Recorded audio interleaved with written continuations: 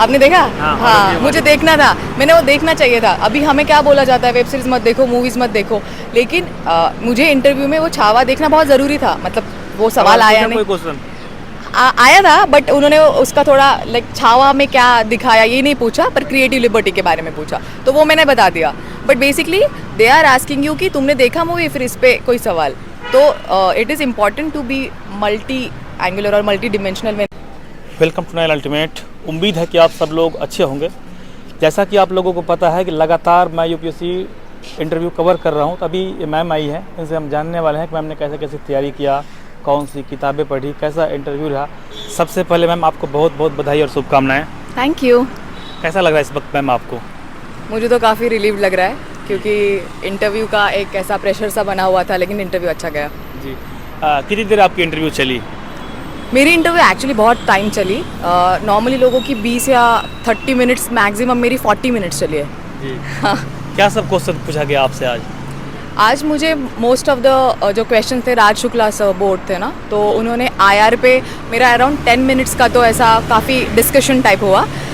Then economy पे questions थे, then US add जो अभी चल रहा है, वोटर टर्नआउट वाला इशू, फिर एक मैम थी, उन्होंने जो पुणे में जीबीएस सिंड्रोम चल रहा है उस पर पूछा, और कॉन्स्टिट्यूशन पे सारा था। आपने प्रीलिम्स वगैरह के लिए तैयारी कैसे कैसे किया? मेरा एक्चुअली ऐसा बोल सकते हैं कि मतलब कम दिनों में प्रीलिम्स हो जाता है, क्योंकि मेरा जो स्टैटिक पोर्शन है वो काफ़ी अच्छे से तैयार है। तो मेरे ख्याल से यही एक होना चाहिए कि स्टैटिक पे अच्छे से कमांड लो, फिर करंट तुम रेगुलर मंथली मैगजीन में भी अगर कवर करो तो भी करंट ऐसा है कि एंडलेस है, तो उसके पीछे भागने से बेटर है कि जो स्टैटिक है उस पर कर लो, क्योंकि एनीवेज हमें 100% तो लाने हैं नहीं, हमें सिर्फ कट ऑफ क्लियर करना है, सो वो हो जाएगा। मैम पूरे दिन का अपना टाइम टेबल बताओ कि आप दिन की शुरुआत कैसे कैसे करती थी? अभी तो जैसे इंटरव्यू एंड मेंस के टाइम तो काफ़ी बढ़ा दिया था। जैसे मैंने आपको बोला, प्रीलिम्स के लिए लास्ट 15 या 20 डेज़ में मैंने पढ़ा था। बाकी मैं सुबह से स्टार्ट करती हूँ, और मैं 15 दिन में मतलब प्रीलिम्स पढ़ा था? सिर्फ 15 दिन में प्रीलिम्स? इस बार तो हुआ था ऐसे। 15 दिन में प्रीलिम्स क्लियर कर लिया आपने? हाँ, जी। इस बार हुआ था ऐसे। हाँ। बट बिकॉज मेरा काफ़ी सालों का प्रिपरेशन है, तो मेरा थोड़ा, मैंने जैसे बोला, स्टैटिक प्रिपेयर्ड है। हाँ, तो टाइम टेबल के बारे में बता रही थी, बताओ जी। हाँ, वैसे तो मैं रात में जगने वाली इंसान हूँ, रात में कवर करती हूँ जितना हो सके, बट मैंने वो चेंज किया था क्योंकि मेरा इंटरव्यू सुबह था, और मेंस के लिए भी, तो सुबह से मैं बैठती थी, ऐसा मैं कैलकुलेट नहीं करती थी। अभी ओआरएन में लाइब्रेरीज तो फिलहाल बंद है, तो घर पे ही करती थी। जी, ओआरएन में मैम और कैसा माहौल है पढ़ाई का आजकल?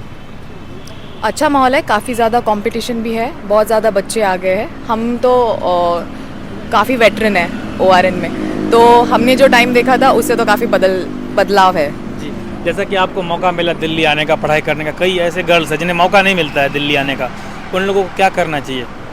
एक्चुअली दिल्ली आना ज़रूरी नहीं है, मैं यहाँ पे जॉब भी करती थी, इसलिए मैं वो पॉसिबल हो पाया मुझसे। लेकिन मैंने जो रियलाइज़ किया कि अभी ना जो यूट्यूब के प्लेटफॉर्म्स है और टेलीग्राम चैनल्स है, इसकी वजह से बहुत डेमोक्रेटाइज हो गई है अपनी सारी कोचिंग्स और ये सारी चीज़ें। इतना मतलब ज़्यादा फ़ीस दे के, यहाँ पे इतने सारे रेंट दे के, नॉट नेसेसरी, घर पे भी कर सकते हैं। मेरे बहुत सारे दोस्त, उन्होंने पुणे से निकाली एग्ज़ाम। हाँ, कोचिंग लेना ज़रूरी है या नहीं मैम इस एग्ज़ाम के लिए? देखो, मेरा पर्सनल ओपिनियन था कि मुझे हेल्प हुई काफ़ी, क्योंकि मेरा ऑप्शनल भी अलग था, मेरा मराठी लिटरेचर था, तो मुझे पीयर गाइडेंस भी ज़्यादा था नहीं।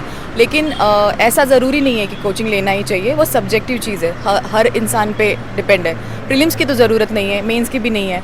इंटरव्यू में, मॉक्स में तुम्हें थोड़ा कोचिंग का हेल्प होता है, और कौन लेगा तुम्हारा मॉक ना।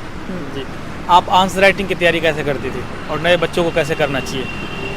मैं डेली आंसर राइटिंग कर रही थी जब प्रीलिम्स हो चुका था, for those 3 months, and test series लिखती थी। तो मेरे ख्याल से आंसर राइटिंग ही जो सीक्रेट कोड है मेंस का, वो आंसर राइटिंग है, क्योंकि जितना ज़्यादा तुम लिखोगे उतना ज़्यादा तुम्हारा स्पीड बढ़ेगा, और उतना ज़्यादा तुम्हारा बेसिकली तुम्हें एक पॉइंट पे ऐसा आ जाता है कि तुम्हें सोचना नहीं पड़ता, it flows out of your hand. So वो वाला आना चाहिए, at least in your optional. Newspaper ma'am important है इस एग्ज़ाम के लिए कितना, या पढ़ना चाहिए, बिना पढ़े भी हो सकता है न्यूज़पेपर? नहीं, ये मेरा भी ओपिनियन था कि न्यूज़पेपर के बिना कर लेंगे मंथली मैगजीन के साथ, लेकिन इंटरव्यू स्टेज के लिए तो बहुत इम्पॉर्टेंट है। आज मेरा ऐसा सोच लो, पूरा इंटरव्यू ही न्यूज़पेपर पे था। हाँ, तो न्यूज़पेपर इम्पॉर्टेंट है, पढ़ना क्या चाहिए। क्या पढ़ना चाहिए? बहुत कुछ होता है उसमें तो। मुझे ऐसा लगता है कि जैसे मेरा इकोनॉमिक्स बैकग्राउंड है तो मैं इकोनॉमी का पेज फर्स्ट खोलती हूँ। कोई पीएसआर है इंसान, वो वर्ल्ड का पेज पहले खोलता है। बट एडिटोरियल में से ना एक अच्छे link, continuation of the link of any topic मिलती है। तो तुम्हें ऐसा नहीं कि हर मंथ में ये जान लो कि सारा इकट्ठा पढ़ना है। उससे अच्छा वो जो एनालिटिकल और क्रिटिकल एनालिसिस जो वो वाला जो होता है ना, वो न्यूज़पेपर से डेवलप होता है। तो Okay. पढ़ना चाहिए, it's must. Ma'am GS4 paper के लिए आपने कैसे कैसे किया, क्या कैसे पढ़ा? एक्चुअली GS4 रहे या ऐसे रहे या ऑप्शनल रहे, इस पे मैंने सबसे ज़्यादा काम किया था बिकॉज वही ज़्यादा मार्जिन देने वाले पेपर्स है। तो मैंने मेरे नोट्स बनाए थे खुद के by taking help of many notes that are there in the market. But मैंने वो खुद के एग्जाम्पल्स, खुद के पर्सनल लाइफ के एग्जाम्पल्स डाले थे। या फिर तुम्हारे फॉर एग्जांपल मेरे डिस्ट्रिक्ट का कोई कलेक्टर है तो उनका एग्जांपल मैंने डाला है अपने, because it has to be little personal जो एथिक्स के लिए। सो या make it little unique, personal. Case studies में तुम्हारा वो स्टैंड दिखा सकते हो। So it has a lot of liberty to show your personality this paper. Otherwise बाकी तो सारे मैकेनिकल है। इस एग्ज़ाम के लिए आपको मोटिवेशन कहाँ से मिला? पहले से फैमिली में कोई था या फिर मूवी वगैरह देख के कैसे? मूवी ने, हमारे घर में मूवी चलती थी। मेरे पापा थे, पापा स्टेट सिविल सर्विसेज में थे, तो बचपन से उनको देखा है मैंने, तो वही था पहले से ही और वो बना रहा मोटिवेशन। मैम और बच्चों के लिए मतलब वेब सीरीज वगैरह हो गया, कौन सा देखना चाहिए या नहीं देखना चाहिए? मूवी वगैरह क्या देखना चाहिए? यार मुझे ऐसा लगता है कि ना इस एग्ज़ाम का प्रिपरेशन में ऐसा कोई रूल नहीं होना चाहिए, इतना बजे पढ़ना चाहिए, रात को पढ़ना चाहिए, ये देखना चाहिए, नहीं देखना चाहिए। अभी फॉर एग्जांपल जो मूवी रिलीज़ हुई है ना छावा, तो मैं संभाजी नगर से हूँ, औरंगाबाद। मैंने देखा वो मूवी। आपने देखा? हाँ, हाँ, मुझे देखना था, मैंने वो देखना चाहिए था। अभी हमें क्या बोला जाता है, वेब सीरीज़ मत देखो, मूवीज़ मत देखो, लेकिन मुझे इंटरव्यू में वो छावा देखना बहुत ज़रूरी था। मतलब वो सवाल आया नहीं, कोई क्वेश्चन आया था, बट उन्होंने उसका थोड़ा लाइक छावा में क्या दिखाया ये नहीं पूछा, पर क्रिएटिव लिबर्टी के बारे में पूछा, तो वो मैंने बता दिया। But basically they are asking you कि तुमने देखा मूवी, फिर इस पर कोई सवाल। तो it is important to be multi angular और multi dimensional when it comes to the study. 4 room में बैठ के पढ़ाई करने वाला सीन अभी गया, मतलब ऐसे मुझे लगता है। जितना तुम मल्टी डिमेंशनल हो उतना तुम्हें इंटरव्यू में फ़ायदा होगा। ओके मैम, कभी कभी जब आपको पढ़ने में मन नहीं लगता था उस टाइम पे आप क्या करती थी? जैसे होता है ना किसी दिन मतलब डिमोटिवेशन सा आ रहा है, मन नहीं लग रहा है, पता नहीं होगा कि नहीं होगा।